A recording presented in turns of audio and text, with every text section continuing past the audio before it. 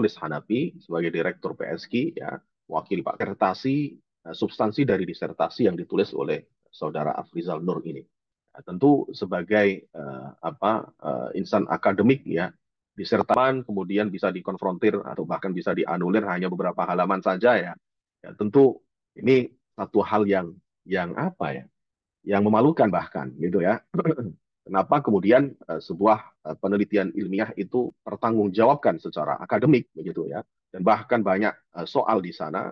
Nah, tentu ini tidak lepas dari konsep awalnya, ya, penulisan awalnya, gagasan secara ilmiahnya. Nah, ini nanti teman-teman bisa baca sendiri ya. Bisa dibeli bukunya secara online, Al-Misbah dalam Sorotan, dan juga nanti bisa di cross check sendiri. Termasuk salah satu isu krusial yang diangkat adalah masalah jilbab juga, ya, masalah jilbab yang sangat viral di media sosial, ya.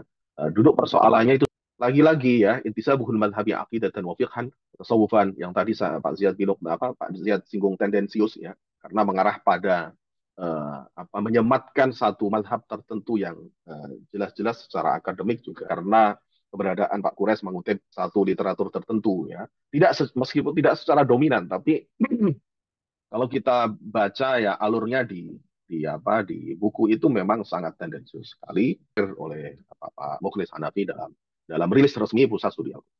Nah, itu beberapa hal yang penting juga untuk kita ketahui, ya. Terlepas bahwa sosok Pak Kures ini adalah sosok yang fenomenal, dan bahkan kalau boleh dibilang adalah, kalau dari sisi syurutul mufassir, itu boleh dibilang paling memenuhi syarat, ya, memenuhi syarat dari sisi syurutul mufassir.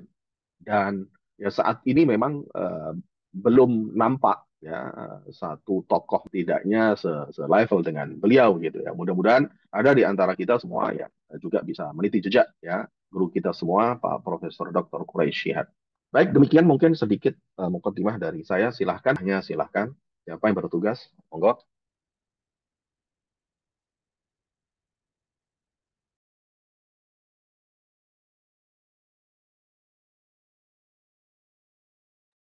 Sebelum dimulai, coba saya tanya pemakalah, em, punya tafsir Al-Misbah atau lihat referensi di perpustakaan, atau hanya ngutip-ngutip saja ini, Mbak Chandra dan teman-teman? Di perpus iki kalau nggak salah ada ya di Pasca, ya. Mbak, ada nggak? Ada Bapak di perpusiki lengkap? Oh, lengkap. Ya, baik kalau Iya. gitu. Ya, kebetulan Pak Ziad juga punya naskahnya lengkap, 15 juz. Baik. Eh, akan dibacakan oleh 3 orang. Untuk bagian pertama akan disampaikan oleh saudari ini, biografi ya. Silakan. Baik, terima kasih sebelumnya kepada Pak Jiat dan teman-teman. Selanjutnya akan menyampaikan terkait biografi dari Mufassir mengenai penulis kitab Tafsir Al-Misbah, yaitu Muhammad Quraisy Shihab, dengan menelusuri riwayat hidupnya, latar belakang intelek sosial, budaya, serta karya-karyanya. Jadi Muhammad Quraisy Shihab dilahirkan di Rapang, Sulawesi Selatan. Nama Shihab merupakan nama yang digunakan dalam keluarga besarnya sebagaimana digunakan di wilayah timur. Ia adalah putra dari pasangan Profesor Dr. Abdurrahman Shihab, merupakan seorang cendekiawan muslim dalam ilmu-ilmu Al-Quran.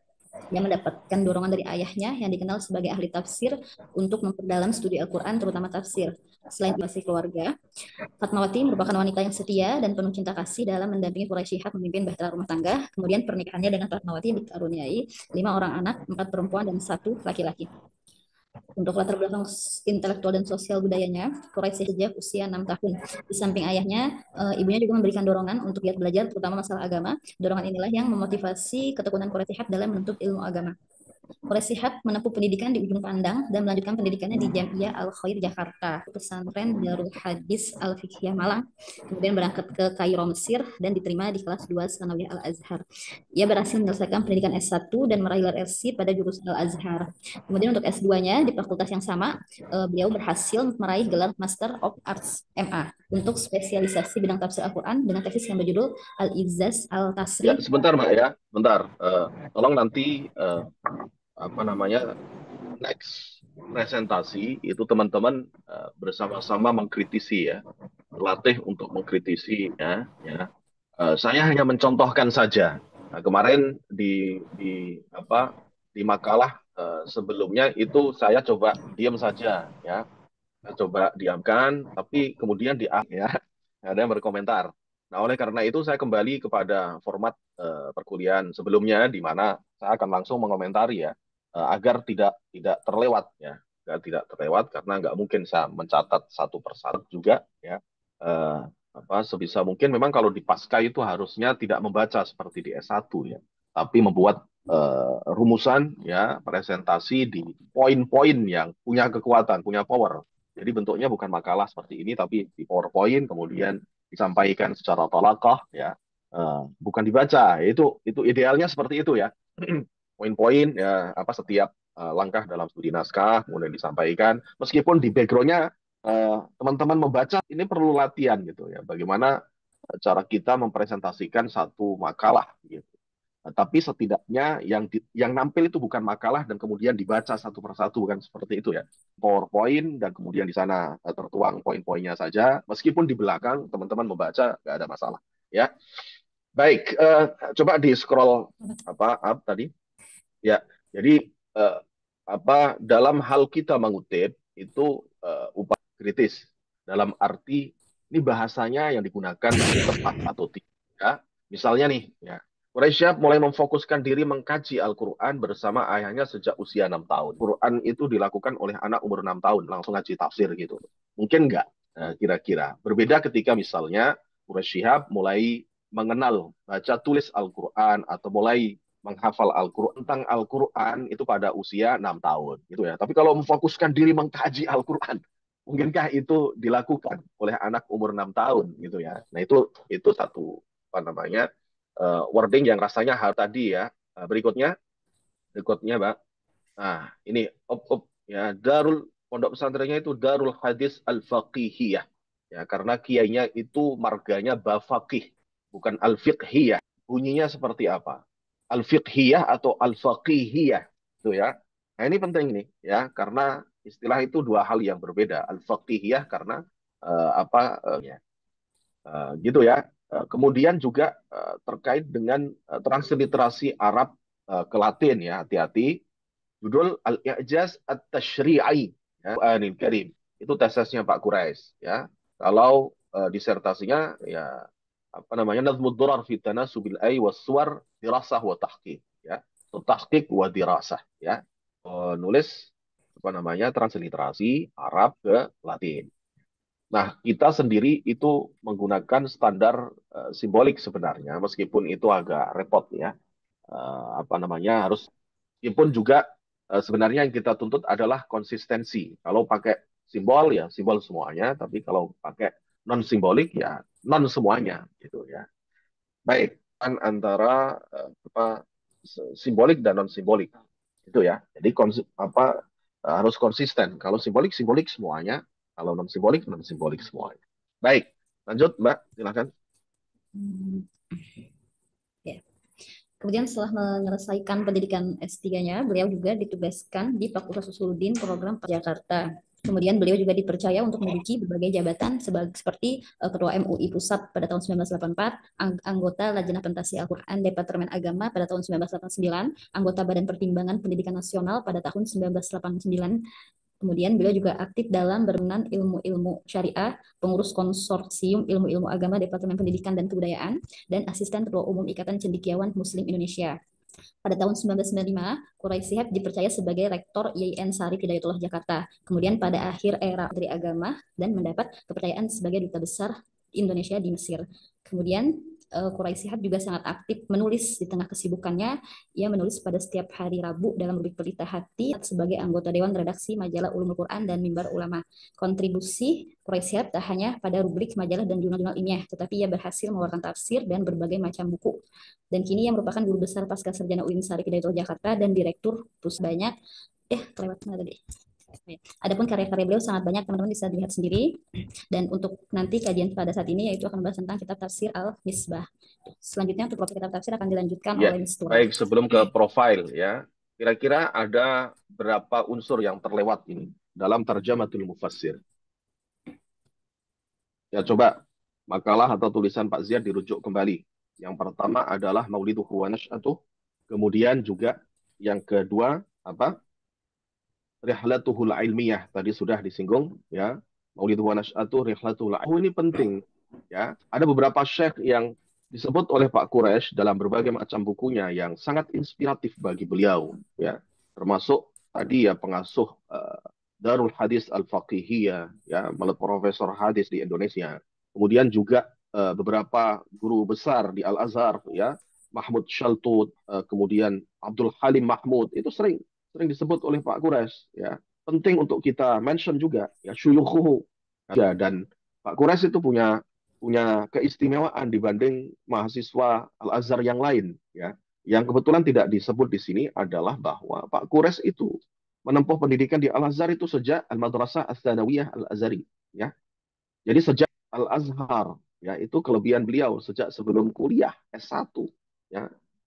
SMA-nya itu ada di Al-Azhar ya, dari di Ma'had Al-Azhar, sehingga ya, ya sangat ngotok sekali sampai kuliah S1 S3 di Al-Azhar. Tentu ya secara tidak langsung Pak Quraisy bertalaki dengan banyak guru besar Al-Azhar dari berbagai macam fan disiplin ilmu, dan di antaranya yang paling berkesan yang sering beliau sebut ya, yang Pak Ziyad mention tadi ya. Nah itu syuyuhuhu, karena beliau adalah seorang dosen ya, tentu banyak sekali ya. Nah, ini juga perlu dimention ya, karena latar belakang beliau, apa profesi beliau seorang pengajar dosen, tentu ya setiap yang kuliah di pasca sarjana karena beliau adalah seorang guru besar dan bla bla bla bla. Nah itu bisa diceritakan ya, untuk setidaknya apa mengisi siapa saja itu suyukhuhu wa talamidatuhu, kemudian muallafatuhu ya, termasuk Pak Ziyad itu penggemar Pak Quraisy ya, sejak sebelum kuliah di PTIQ dulu ya, S1 itu sudah pernah menghadiri beberapa majelis Pak Quraisy dulu di Istiqlal gitu ya. Sejak ya Al-Misbah ini lahir tahun 1999 itu Pak Ziyad sudah ikut majelisnya Pak Quraisy di mana di Istiqlal ya, pengajian tafsir Pak Quraisy. Dan waktu itu Pak Quraisy dikasih hadiah oleh jamaah laptop gitu ya. Saat itu tahun 1999, laptop itu barang yang langka sekali gitu ya. Barang yang langka sekali. Lihat laptop itu yang dikasih ke Pak Quraisy itu Masya Allah ya. Kapan saya punya laptop gitu ya. Itu dulu kebayangnya begitu, bahkan sebelum kuliah S1 ya. Buku pertama yang Pak Ziyad koleksi saat itu yang membumikan Al-Quran ya. Dan berikutnya karena teman-teman sekalian ya, cetakannya selalu lux ya, dan konsisten diterbitkan oleh satu penerbit ya, Lentera Hati yang ada di PSK Ciputat itu, sehingga ya namanya mahasiswa harus nabung dulu untuk bisa membeli Ziyad koleksi ya, termasuk salah satunya adalah jilbab ya, jilbab. Nah nanti coba apa teman-teman baca ya, baca, saya tantang teman-teman, saya arahkan untuk membaca Al-Misbahnya Pak Quraisy itu seperti apa ya. Gaya bahasanya ya, rasakan, dan kemudian nanti coba bandingkan ketika sudah memasuki juz 10 ke atas, maksudnya juz anu ya, juz jilid dari Al-Azhar di Al-Misbah ya, eh, jilid 10 ke atas. Coba bandingkan antara juz ke 10 ya, mulai dari 1 10 ya, rasakan gaya bahasanya, eh, bandingkan dengan juz belasan. Nanti kalau teman-teman bisa melakukan itu, coba kesannya apa, info Pak Zian ya. Jadi ada satu informasi yang tidak ada di tulisan. Nah, kalau ada yang bisa melakukan itu, tapi ada satu informasi yang tidak akan saya buka di sini. Itu ya, itu tantangan, challenge. Nah, baik. Kembali bahwa Pak Quraisy ini punya punya selera bahasa yang formal dan akademik tentunya, sehingga memahami ya bahasa tulisan Pak Quraisy. Itu ya, bahasa tulisan Pak Quraisy. Kalau teman-teman masih kurang yakin, coba baca buku beliau Jilbab Pakaian Wanita Muslimah. Pusing. Pak Ziyad itu baca berkali-kali itu, Masya Allah ya. Itu mutar-mutar dan seterusnya. Setidaknya menunjukkan kehati-hatian Pak Quraisy. Ya. Kalau kita baca secara tuntas, Pak Ziyad sampai khatam 3 kali itu buku Jilbab Wanita Muslimah itu. Ya. Jadi tidak seperti yang fitnah dalam tanda kutip ya. Fitnah yang dialamatkan ke Pak Quraisy tentang jilbab. Ya. Niscaya kita akan dapatkan kesan beliau tuh sangat berhati-hati ya, dalam katakanlah berpendapat gitu atau mentarjeh ya, sangat hati-hati sekali. Olah yang saya tangkap adalah kesan kutipannya yang dominan gitu ya. kesan kutipannya yang dominan. Dan selalu dalam cara saya membaca tafsir-tafsir bahasa Indonesia itu, ketika saya ketemu kutipan, saya akan mengejar paragraf orisinil dari sang penulis. Ya, saya akan hanya mengejar mana nih tulisan mufasirnya. Kalau cuma kutipan-kutipan ya kita bisa baca sendiri dalam bahasa, ya, secara langsung bahkan. Ya, nah dengan studi kritik naskah, itu ya, studi sejauh mana nanti pengaruhnya kan ke penilaian masadirut tafsir, sumber penafsiran. Bicara sumber penafsiran itu tidak karya tulis tafsir itu banyak menukil dari ayat Al-Quran, ya, dengan bicara munasabah, kemudian mengutip hadis bicara tentang penafsiran itu sendiri, atau kemudian mengutip asar dari para sahabat salafun saleh, ya, bicara melengkapi data-data penafsiran, atau bahkan ya kita bisa katakan tafsir bil ma'thur bil riwai itu bisa dinilai, bisa dilihat dari seberapa banyak kutipan itu dilakukan oleh, dan teknologi saat ini itu bisa kita lacak dengan Turnitin dan aplikasi yang lain gitu ya, seberapa persen. Kalau persentase kutipannya banyak berarti bil ma'thur bil riwai atau bil mangkul, ya, mangkul artinya ya mangkul ngutip gitu ya, ngutip. Nah, kembali lagi bahwa terjematul mufasir ya tentu termasuk yang sangat produktif Pak Quraisy itu. Sehingga banyak sekali karya tulisnya selain Al-Misbah itu, dan bahkan punya 3 leveling ya. Jadi Pak Quraisy ta'uli ya, atau mengikuti jejak dari Syekh Wahbah Az-Zuhaili yang menulis 3 karya tafsir sesuai dengan kapasitas intelektual pembacanya ya. Al-Munir itu untuk mutawassitin, muta'allimin, sedangkan Al-Wajiz itu untuk mubtadiin. Ya, demikian juga Pak Quraisy punya 3 karya tafsir dengan segmentasi ya pembaca yang berbeda. Fatuhu. Nah, intisabuhul madhabi ini penting ini. Ini yang membedakan antara studi naskah S1 dengan S2. Ya, sekali lagi, intisabul madhabi ya harus ada dialektika, harus ada diskusi di sini. Sebab S itu dengan mengutip salah satu tafsir ya yang berafiliasi ke Syiah, ya, Said Muhammad Hussein atau Tobai, ya, tafsir Al-Bayan, sehingga kemudian disematkan ya bahwa Pak Quraisy ini berafiliasi ke Syiah. Nah, ini juga harus, benarkah Pak Quraisy itu ya secara teologis ya bermazhab Syiah?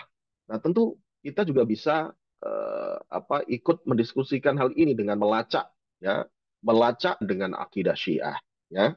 Syiah itu seperti apa ya akidahnya ya, arkanul Islam di Syiah itu ada namanya apa, ada namanya bagaimana penafsiran Pak Quraisy terhadap misalnya apa misalnya ayat dalam surat Al-Hujurat, "Ja'akum fasiqun binaba'in fatabayyanu."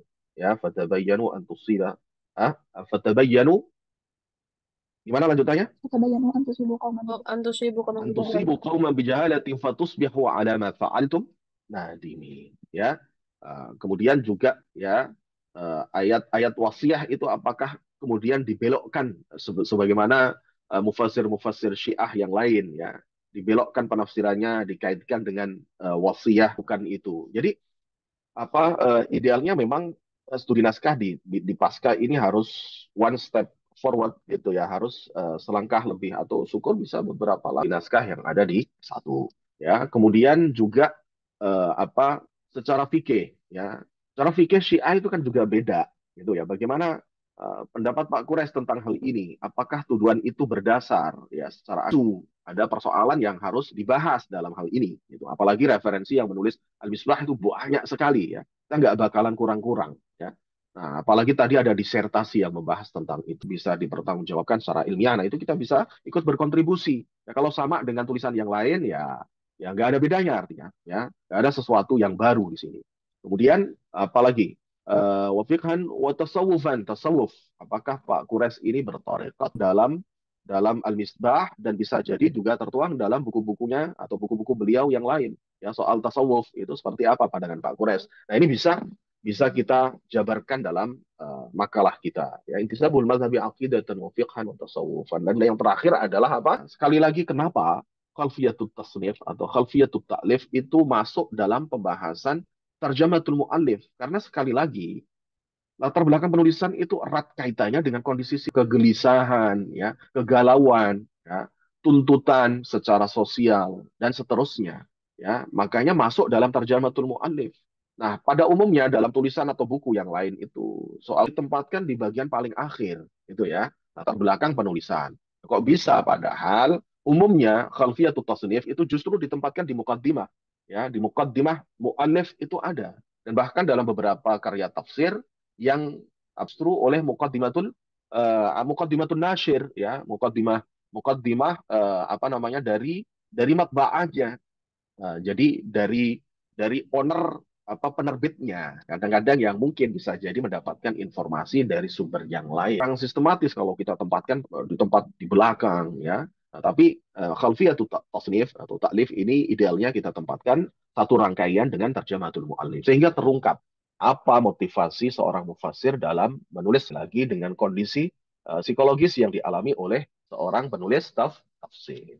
Baik. Nah, ini selesai ya tarjamatul muallif, dan harusnya karena kita adalah bukan belah, ya, siar a'lamin nubala gitu ya, kurang lebih kalau bicara buku, bukan belajar biografi atau bukan katakanlah manahijul mufassirin ya.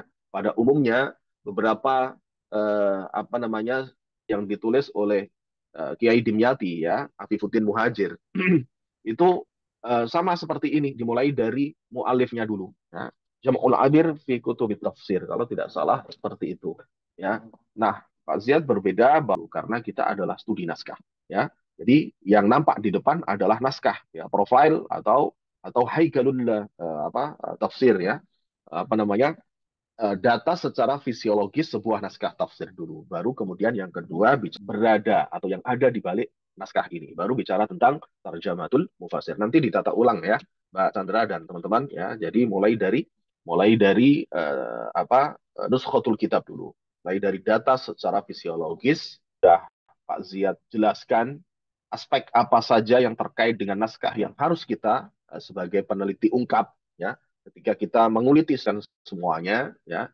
Kemudian juga bagaimana triknya ya mengetahui atau melacak informasi yang terkait dengan naskah itu seperti apa Pak Ziyad, dan kemudian disusun makalah sesuai dengan sistematisasi yang ada dalam makalah yang sudah Pak Ziyad share ke teman-teman semua. Demikian, silakan dilanjutkan. Terima kasih Bapak untuk penjelasannya.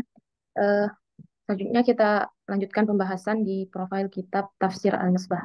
Nah, di sini kita akan membahas tentang latar belakang, riwayat penamaan kitab, sumber referensi penafsiran, metode dan corak penulis. Kita awali dengan membahas tentang latar belakang penulisan. Sebelumnya, Tafsir Al-Misbah ini merupakan tafsir karya Muhammad Quraish Shihab yang diterbitkan oleh penerbit Lentera. Dilakukan di Kairo, Mesir pada hari Jumat 4 Rabiul Awal tahun 1420 Hijriah atau bertepatan dengan 18 Juni 1999 Masehi dan diselesaikan di tahun 1423 Hijriah bertepatan dengan 5 September 2003. Dan ini menunjukkan bahwa kitab ini ditulis kurang lebih memakan waktu sekitar 4 tahun, tepatnya 4 tahun, 2 bulan, dan 15 jilid, di mana susunan jilidnya itu yang pertama ada jilid 1 dimulai dari Quran Surah Al-Fatihah sampai dengan Al-Baqarah, sampai seterusnya di jilid 15 itu ditutup dengan untuk rincian jilidnya bisa dilihat di makalah di halaman 6. Kita lanjut Ya, untuk motivasi utama. sebentar, paragraf ini harus disertai dengan ini cetakan keberapa?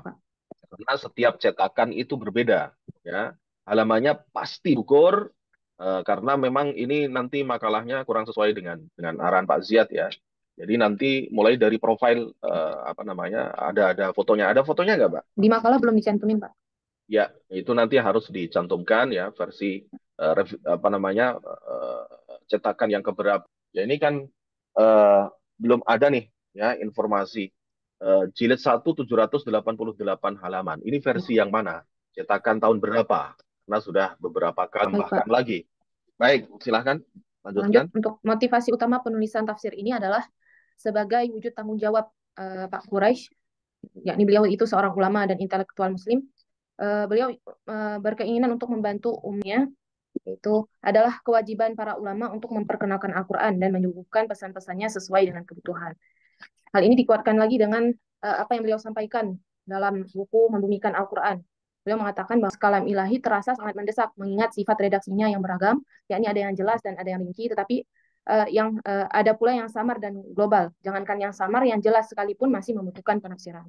Di samping itu, beliau juga menyampaikan dalam pengantar kitab Tafsir Al-Misbah bahwa menjelaskan kandungan isi Al-Quran itu yang pertama untuk di mana banyaknya orang yang berminat untuk memahami Al-Quran. Namun karena berbagai kondisi yang tak mudah diatasi, seperti keterbatasan waktu dan ilmu dasar seperti dan sebagainya, sehingga sulit untuk membaca itu mendapatkan pemahaman dari Al-Quran. Yang kedua, Al-Quran itu mengecam orang-orang yang tidak menggunakan akal dan kalbunya dalam berpikir dan menghayati pesan-pesan dari adalah masyarakat Islam yang saat ini itu hanya mengagumi Al-Quran, tetapi tidak diikuti dengan pemahaman dan penghayatan dan disertai dengan tadabbur. Dan yang keempat itu adalah Al-Quran itu Wasallam itu mengadu pada Allah bahwa umat umat umatnya telah menjadikan Al-Quran sebagai mahjura. Seperti yang firman Allah dalam Quran surah Al-Furqan, wa qala ar-rasulu ya rabbi inna qaumi ittakhadhu hadzal qur'ana mahjura. Maksud mahjura di sini adalah Pak Quraisy bahwa arti mahjura ialah tidak tekun mendengarkan, tidak mengindahkan halal haram, tidak menjadikannya rujukan dalam menetapkan hukum yang menyangkut dengan usuluddin serta rinciannya, tidak berupa menurunkan dan tidak menjadikan sebagai obat bagi semua penyakit-penyakit kejiwaan. Adanya tafsir Al-Misbah ini diharapkan oleh beliau dapat mengeluarkan kita dari kelompok mahjura yang disebutkan, yang dimaksudkan dalam ayat tadi. Kemudian di samping itu, Prof. Quraisy juga meluruskan kekeliruan dalam memahami Al-Quran sebagaimana walaupun kita mayoritas dan jumlah penduduk Muslim terbesar di dunia, namun hanya sebagian kecil di antara umat Islam yang dapat memahami bahasa Arab, sedangkan kitab suci kita dan sebagian besar tafsir itu berbahasa. Akan kesan yang benar terhadap kesalahan yang telah terjadi, yang telah menjadi tradisi kaum Muslim, karena selama ini banyak terjadi kesalahpahaman di masyarakat tentang Al-Quran. Dari penjelasan tadi, dari beberapa kutipan tadi dapat kita ambil kesimpulan bahwa karena keinginan dan harapan Prof. Quraisy untuk membantu memberikan penjelasan atas ayat-ayat Al-Quran sehingga dapat dipahami makna dan kandungannya oleh masyarakat luas dan serta dilaksanakan dan diamalkan. Kita lanjutkan pembahasan dinamakan dengan Tafsir Al-Misbah. Nama populer tafsir karya Prof. Quraisy ini yaitu Tafsir Al-Misbah, Pesan, Kesan, dan Keserasian Al-Quran. Pemberian nama tersebut tentunya telah melalui proses yang berasal dari bahasa Arab yang memiliki makna penerang atau lampu. Dalam bahasa Jawa disebut dengan lentera atau pelita. Banyak para peneliti berkomentar mengenai pemberian nama terhadap kitab ini, seperti Hamdani Anwar yang menghubungkan nama Al-Mis dalam Harian Umum Pelita dengan nama Pelita Hati. Sebagian yang lain juga menghubungkannya dengan nama penerbit buku miliknya yang bernama Lentera Hati.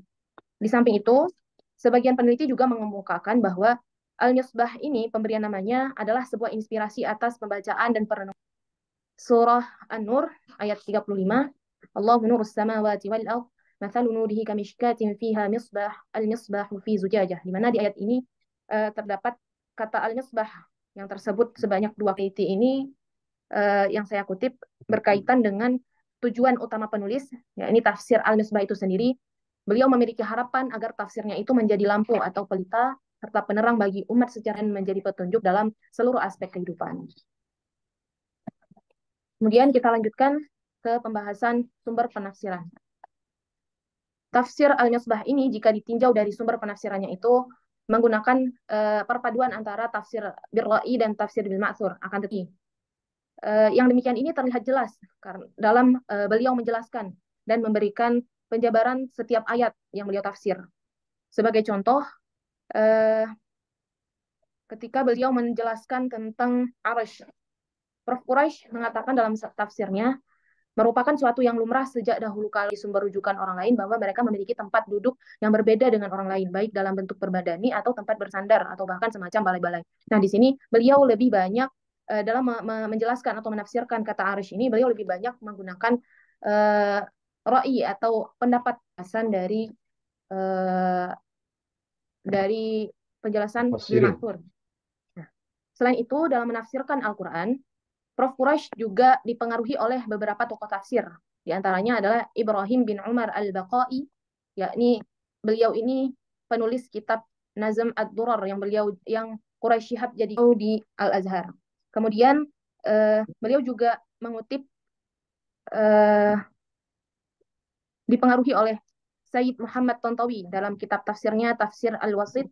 Kemudian ada Syekh Mutawali Asy-Sya'rawi, itu juga Sayyid Qutb dalam tafsir fi Zilalil Quran, Muhammad Thohir bin Ashur atau Irwat Tanwir, kemudian Sayyid Muhammad Husain Tabatabai dalam tafsirnya Tafsir Al-Mizan, serta beberapa penafsir yang lain. Namun demikian, walaupun Prof. Quraisy ini mencurahkan kemampuannya dengan sepenuhnya, beliau ini sangat tawadhu, sepenuhnya hasil ijtihad beliau sendiri. Ya, sebentar, Mbak. Ya. Paragraf tadi ke atas lagi sedikit. Ya, paragraf dalam menafsirkan Al-Quran ini penulis banyak dipengaruhi. Nah, ini bahas secara khusus karena masadirut tafsir itu ada dua macam ya. Masadirut tasnif, ya. Masadirut tasnif itu sumber penulisan, ya. Dan bentuknya ya atau isinya ya paragraf ini. Nah, dalam bahas ia kutubut tafasir allati atharat 'alal mufassir, ya. Dalam referensi lain dibahasakan kutubut tafasir allati yarji'u ilaiha al-mufassir min khilali tafsirihi. Jadi, masadirut tafasir allati atharat 'ala al-mufassir berarti karya tafsir sebelumnya yang memberikan inspirasi ya kepada penulis tafsir. Dalam hal ini adalah Pak Quraisy. Penulis banyak dipengaruhi atharat 'ala al-mufassir. Dalam redaksi yang lain yarji'u ilaiha al-mufassir.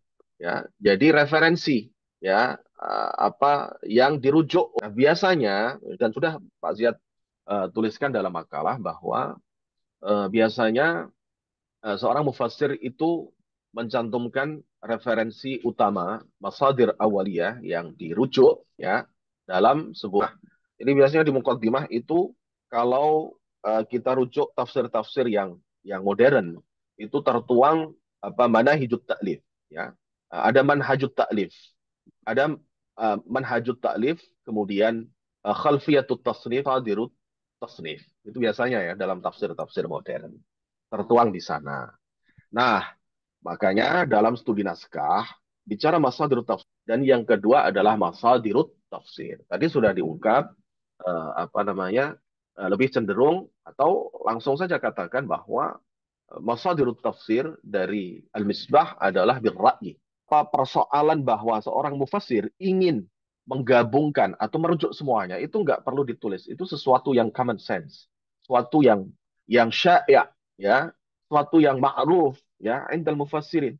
Setiap mufassirkan atau pasti ingin apa namanya ngeblend gitu ya, ingin menggabungkan berbagai referensi ya termasuk Al-Qur'an itu sendiri ya. Kemudian apa namanya tadi ya riwayat dari Nabi nggak perlu dimention lagi. Jadi kita hanya berkepentingan untuk melakukan pembacaan dan kemudian menyimpulkan apa nih ya referensi atau apa namanya masadirut tafsir ya.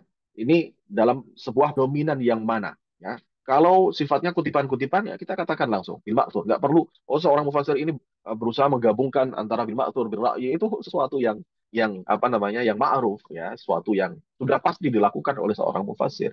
Namun ketika adalah langsung menilai dominan yang mana. Oh, kalau nggak banyak kutipannya ya ya kita katakan ini bil ra'yi. Dan kemudian pembahasannya kita beda dirut tafsir ya, harus beda ya, karena ini dua hal yang berbeda juga. Baik, lanjut. Nanti diperbaiki kembali. Baik, terima kasih Bapak. Ya. Untuk penjelasan selanjutnya tentang metode penafsiran dan seterusnya akan dijelaskan oleh Bu Chandra. Bismillahirrahmanirrahim. Poin keempat yaitu tentang metode penafsiran. Metode yang digunakan Profesor Quraisy dalam tafsir al-metode yang berusaha untuk mengungkapkan kandungan Al-Quran dari berbagai aspeknya. Dalam bentuk ini disusun berdasarkan urutan ayat di dalam Al-Quran.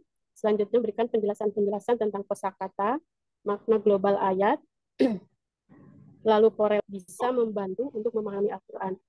Pemilihan metode tahlil yang digunakan dalam tafsir Al-Misbah ini berdasarkan pada apa yang Profesor Quraisy ungkapkan, bahwa beliau menyadari bahwa metode maudhu'i yang digunakan pada karya beliau sebelumnya yang berjudul Membumikan Al-Quran dan juga karya memang mempunyai keunggulan dalam perkenalkan konsep Al-Quran tentang tema-tema tertentu secara utuh. Tetapi menurut beliau di samping ada kelebihan atau keunggulan juga metode maudhu'i tersebut juga memiliki Al-Quran memuat banyak sekali tema yang tidak terbatas pada tema-tema tertentu. Beliau mengibaratkan bahwa Al-Quran itu bagaikan permata yang setiap sudutnya memantulkan cahaya. Jadi, dengan ditetapkannya judul bukti yang akan dikaji hanya satu sudut dari permasalahan itu saja. Nah, dengan demikian, kendala untuk memahami Al-Quran secara komprehensif tetap masih ada. Nah, oleh karena itu, di dalam tafsir Al-Misbah ini, Profesor Pi, yakni dengan bentuk mengumpulkan ayat-ayat Al-Quran yang membahas satu tema tersendiri. Jadi, di dalam tafsirnya, dari satu surah tertentu, beliau mengklasifikasikan atau mengelompokkannya menjadi beberapa kelompok gitu. Misalkan Bentar, Mbak. dalam surat Al-Baqarah, betul. Ya, Baik, Bapak. ini 37 ya. Dari ngutip dari mana ini, Mbak? Ya, ini Nasruddin Baidan. Ya, Nasruddin Baidan menulis naskah tentang studi kritik tentang Al-Misbah atau apa langkah-langkah ya, langkah-langkah menafsirkan Al-Qur'an secara tematik. Ini yang mana yang benar, Mbak? Ya. Di ke metodologi penafsiran Ini Al-Quran secara kesimpulan siapa? Ini kesimpulan siapa? Ya, ini apa tadi tugas ya. Tadi dikatakan Pak Quraisy mengatakan bahwa Al-Qur'an itu ibarat permata yang memancarkan cahaya setiap sisinya. Itu bukan kata-kata Pak Quraisy, ya. Ungkapan dari Abdullah Darras yang dikutip oleh Pak Quraisy dalam Muqaddimah Membumikan Al-Qur'an, ya. Kitab aslinya An-Naba'ul Azim, ya, karya Abdullah Darras. Kemudian juga upayakan dalam melakukannya, Mbak. Sehingga kita bisa lihat di sini contohnya. Ini yang ngutip dari Nasruddin Baidan ini mulai dari mana? Gitu. Nah, kemudian penilaian akan tetapi dalam tafsir Al-Misbah ini, Quraisy juga menggunakan metode maudhu'i. Nah, dan kesimpulan ini juga tidak selamanya benar, gitu ya. Tidak selamanya benar. Karena antara manhaj maudhu'i dengan tahlili itu berseberangan, Mbak. Ya, berseberangan. Nggak mungkin digabungkan. Itu. Nah, ini ngutip dari mana? Afri Amir, ya, dan tentu ya ini kesimpulan peneliti yang lain belum tentu benar. Kita jangan terus kemudian ikut, gitu ya. Nah, gitu ya. Ini satu paragraf yang harus di apa namanya mungkin sumbernya ya diperjelas, sumbernya Bapak. diperjelas sehingga kita bisa tahu ini. Ya, jadi yang saya ya, tangkap memang mengatakan beliau juga menggunakan metode maudhu'i tapi bukan menggabungkan satu tema terus dari berbagai surat gitu Pak. Hanya di surat itu saja digabungkan, dikelompokkan per ayat-ayat yang memang temanya sama gitu Pak. Nah, makanya diperjelas kutipan dari mana ini gitu. Karena itu jangan sampai menjadi kesimpulan penulis atau pemakalah. Karena itu kurang tepat gitu ya. Itu kurang tepat. Merta ketika seorang mufasir mengelompokkan ayat terus kita katakan mufasir ini juga menggunakan metode maudhu'i. Ya, nggak bisa gitu ya. Karena sekali lagi antara tahlili dengan maudhu'i itu nggak bisa digabung. Misalnya dalam hal thariqah menafsirkan ayat hasba tertib mushafi, sementara maudhu'i hasba tertib nuzul itu nggak mungkin disatukan, ya. Oke. Baik, lanjut ya, Mbak. Bapak. Terima kasih masukannya Bapak. Lalu sampai lanjut manhaj. Penjelasan selanjutnya lihat dari cara membahas. Tadi sudah betul. Ya, tadi sudah tepat ya metode tahlili, ya. Oke. Silakan sekarang sistematika penafsiran. Sistematika tafsir Al-Misbah yaitu dengan mengelompokkan ayat-ayat dalam satu surah. Tentu saja pengelompokannya tetap sesuai dengan urutan penomoran ayat dalam surah tersebut. Cara ini kemudian akan memudahkan penafsir dalam menafsirkan.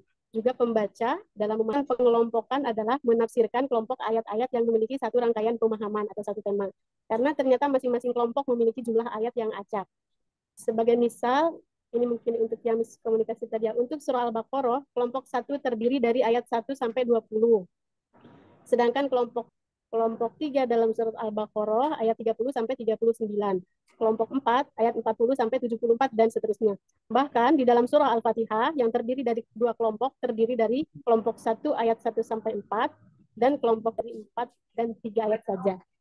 Ya, ini banyak peneliti yang salah menilai, ya. Dipikirnya dikelompokkan seperti ini terus kemudian membuat manhajnya menjadi maudhu'i, ya. Memang Al-Qur'an itu ya sifatnya tematik seperti ini, gitu ya. Berpindah-pindah dari satu tema ke tema lain dalam satu surat, gitu ya. Baik, lanjut. Kemudian untuk penafsirannya ada beberapa langkah yang dapat dilihat dalam tafsir Al-Misbah yang dalam penelitian Profesor Quraish Shihab mengambil beberapa langkah serta mengedepankan aspek-aspek tertentu yang dipandang urgen. Penulisan kitab tafsir Al-Misbah adalah sebagai berikut. A. Pesan yang lebih mendalam. Quraish Shihab mengawali penulisannya dengan menjelaskan nama surah dan menggolongkan ayat-ayat pada makiyah dan madaniyah. B. Menjelaskan isi kandungan ayat. Setelah menjelaskan nama surah, kemudian mengulas secara global isi kandungan surah, diiringi dengan riwayat-riwayat dan pendapat-pendapat para mufassir terkait ayat tersebut. Hasan. Jadi setiap mulai pembahasan, Profesor Muhammad Quraish Shihab mengemukakan 1, 2, atau lebih ayat-ayat Al-Quran yang mengacu pada satu tujuan yang menyatu. D. Menjelaskan pengertian ayat secara global. Kemudian beliau menyebutkan ayat-ayat secara global sehingga pembaca terlebih dahulu mengetahui makna ayat-ayat secara umum. Lalu selanjutnya menjelaskan kosakata. Quraish Shihab menjelaskan pengertian kata-kata secara bahasa pada kata-kata yang sulit dipahami oleh pembaca. Lalu menjelaskan ayat yang mempunyai asbabun nuzul dari riwayat sahih yang menjadi pegangan para ahli tafsir. Nah, beliau menjelaskan itu terlebih dahulu. Kemudian G, memandang satu surah sebagai satu kesatuan ayat-ayat yang serasi. Pada hakikatnya adalah simbol atau tanda yang tampak. Tapi simbol tersebut tidak dapat dipisahkan dari sesuatu yang lain yang tidak tersurah tapi tersirat. Hubungan keduanya terjalin begitu rupa sehingga bila tanda dan simbol itu dipahami oleh pikiran, maka makna tersirat akan. Beliau sedikit banyak terpengaruh oleh pola penafsiran Ibrahim Al-Biqai, yaitu seorang mufassir, pengarang buku Nazmud Durar fi Tanasubil Ayat Waswar yang berisi tentang keserasian susunan ayat-ayat Al-Quran. Selanjutnya, gaya bahasa Quraish Shihab tafsir Al-Quran selalu dipengaruhi oleh tempat dan waktu di mana para mufassir berada. Perkembangan masa penafsiran selalu diwarnai dengan ciri khusus, baik sikap maupun kerangka berpikir. Oleh karena sebuah karya tafsir yang sesuai dengan alam pikiran saat ini. Keahlian dalam bidang bahasa dapat dilihat melalui penafsiran seseorang. Seperti penafsiran yang dilakukan, ini tidak Ya, lanjut aja, Mbak. Skip. Contoh ya. Corak. Lalu M. Quraish Shihab berpendapat bahwa corak penafsiran sastra budaya dan kemasyarakatan atau adabi ijtimai, yaitu corak tafsir yang berusaha memahami nas-nas Al-Quran dengan cara mengemukakan ungkapan-ungkapan Al-Quran secara teliti. Selanjutnya menjelaskan makna-makna yang dimaksud oleh Al-Quran tersebut dengan bahasa yang indah dan menarik. Al-Quran yang dikaji dengan kenyataan sosial dan sistem budaya yang ada. Corak tafsir ini merupakan corak baru yang menarik pembaca dan menumbuhkan kecintaan kepada Al-Quran, serta memotivasi untuk menggali makna-makna dan rahasia-rahasia Al-Quran. Lalu, khawatir bercorak adabi ijtimai, yaitu yang pertama menjelaskan petunjuk ayat Al-Quran yang berkaitan langsung dengan kehidupan masyarakat, dan menjelaskan bahwa Al-Quran itu kitab suci yang kekal sepanjang zaman. Tantangan, penyakit, dan masalah-masalah yang sedang mengemuka dalam masyarakat. Ketiga, disajikan dengan bahasa yang mudah difahami dan enak untuk didengar. Ya, sebentar Mbak Chandra. Ya. Masukan dan kritik Pak Ziyad bukan untuk ke pemakalah ya, tapi terhadap sumber yang menulis indikasi ya, corak bahasa yang mudah difahami dan indah didengar ya. Indah didengar ini dari adabi itu ya. Ini yang kemudian bisa membuat para peneliti itu menjadi bingung, apalagi pelajar pemula. Jadi adabi itu bukan bahasa penafsiran yang kecenderungannya mudah difahami atau indah didengar. Jadi corak adabi itu bukan soal itu, ya. Kalau adabi difahami sebagai corak output penafsiran, maka karyanya Habib Yasin itu coraknya adalah adabi. Gitu ya. Karena Al-Qur'an bacaan mulia, ya. Terjemahan dalam bentuk sastrawi, ya. Kurang sependapat dengan indikator yang ketiga ini. Lalu apa yang dimaksud dengan corak adabi itu? Corak adabi itu adalah corak kebahasaan di mana seorang mufassir itu mengulas ya ayat Al-Qur'an dari sisi bahasa, entah dari sudut pandang fan, lughahnya ya, dalam hal ini misalnya nahwunya, ya, i'rabnya, ya, seperti Al-Bahrul Muhit karya Abu Hayyan Al-Andalusi, ya. Meskipun ada yang membahasakan lain lagi dengan bercorak lughawi, ya. Kalau lughawi itu lebih kepada alih bahasa ya, mencari padanan kata dari ayat redaksi yang relevan dengan corak lugawi ini, misalnya ya tafsir Jalalain, ya, Jalaluddin Asyuti wal Mahalli. Nah, itu termasuk corak lugawi ya. Tapi kalau sudah Al-Bahrul Muhit karya Abu Hayyan Al-Andalusi itu udah secara jelas Al-Misbah ya, analisis kebahasaan itu bisa sampai beberapa paragraf ya di setiap ayat itu ya. Nah, sehingga kita bisa katakan oh ini bercorak adabi kebahasaan ya terhadap penggunaan redaksi dalam Al-Qur'an, kemudian perulangan-perulangan ya, perbedaan diksi ya. Jadi bukan soal kemasiknya. Al-Misbah itu sulit difahami. Karena untuk mutafakihin, ya, kalau mudah difahami maka ya pilih saja tafsir yang bermanhaj ijmali. Juga bukan indah didengar karena ini bersajak dalam Al-Misbah sehingga indah didengar. Nah ini menurut Pak Ziad salah paham ini indikator ini, gitu ya. Oke. Baik. Untuk menjadi catatan teman-teman ya, jadi jangan salah paham. Makanya mukorrar itu ya karena salah satunya seperti ini, gitu ya. Nggak ada yang lurusin. Itu kasihan mahasiswanya, bingung sendiri ya. Nggak dapat apa-apa nanti ketika melakukan studi naskah. Ya, baik. Jod, Mak. Saya bacakan satu paragraf ya Pak, mohon dikoreksi. Jadi dapat dikatakan di sini bahwa corak tafsir Al-Misbah karya Muhammad Quraish Shihab bercorak adabi ijtimai, yaitu corak masyarakatan. Begitu ya Pak? Sastra juga nggak sependapat, Pak, gitu ya. Karena tidak serta-merta kemudian Pak Quraish dalam Al-Misbah itu membahas soal tahrir tanwir jauh ya, dan bahkan dalam beberapa hal Pak Quraish banyak mengutip dari dari Ibnu Ashur ya tahrir tanwir. Nah, jadi bukan sastra kan bagian dari aspek kebahasaan gitu loh ya. Tapi kalau dikatakan hanya sastra saja maka ya tidak fair, tidak adil gitu. Karena aspek kebahasaan itu banyak. Quraish ini cenderung kemana? Pak Quraish ini cenderung kepada munasabah. Ya, munasabah itu lebih pada istiqaqul kalimah, ya, lebih dekat kepada ilmu sharaf Pak Quraish itu. Coba, ya, pecahan kata. Dari situ kemudian Pak Quraish memainkan munasabah korelasi antara ayat berdasarkan ya kesamaan istiqaqul kalimah. Nah, itu ilmu Burhanuddin Al-Biqai. Ya, dan kemudian diikuti oleh Pak Quraish. Nah, ini adalah salah satu aspek kebahasaan. Bukan sastra saja. Kalau sastra ya balaghah. Justru malah balaghah itu ya masih kalah jauh dengan tahrir tanwir. Kalau soal balaghah itu banyak sekali ya. Jadi kalau kita mata kuliah al-balaghah al-Qur'aniyah itu kalau bicara tafsir yang paling banyak adalah tahrir wa tanwir ya, Ibnu Ashur. Baik, kalau dikatakan bahwa adab istimai adalah soal sastra saja, maka ini kurang tepat gitu ya. Jadi yang tepat adalah atau corak penafsiran sebagai atau salah satu aspek kebahasaan. Berbagai macam aspek kebahasaan, entah dari sisi nahwunya, sharafnya, balaghahnya, gitu ya. Baik. Poin Oke, ya terakhir, Mbak. Kelebihan dan kekurangan. Ya, silakan. Kelebihan dan kekurangan dari tafsir Al-Misbah. Kelebihan tafsir Al-Misbah diantaranya adalah tafsir Al-Misbah kontekstual dengan kondisi keindonesiaan di dalam Indonesia bahkan dunia internasional. Kemudian tafsir Al-Misbah kaya akan referensi dari berbagai latar belakang referensi yang disuguhkan dengan ringan dan dapat dimengerti oleh seluruh pembacanya. Tentunya masih banyak kelebihannya. Ini hanya dicantumkan dalam berbagai riwayat dan kisah-kisah yang dituliskan. Quraish Shihab dalam tafsirnya terkadang tidak menyebutkan sumber rawinya, sehingga hal ini membuat sulit untuk para pembaca, terutama kalangan para pengkaji, untuk merujuk dan berhujah dengan kisah-kisah tersebut.